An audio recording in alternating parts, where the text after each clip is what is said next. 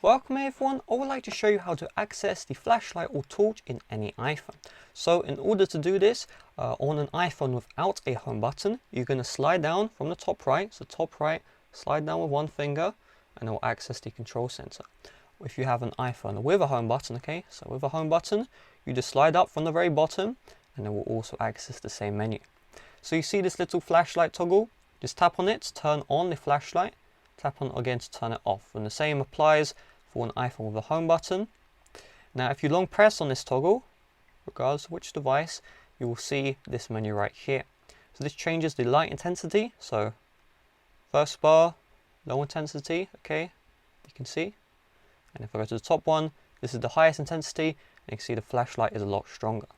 If you tap on the very bottom button right here, this will turn off the flashlight entirely.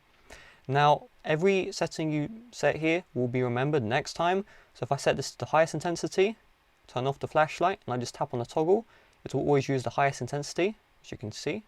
So I accidentally closed it out. Let's try that again.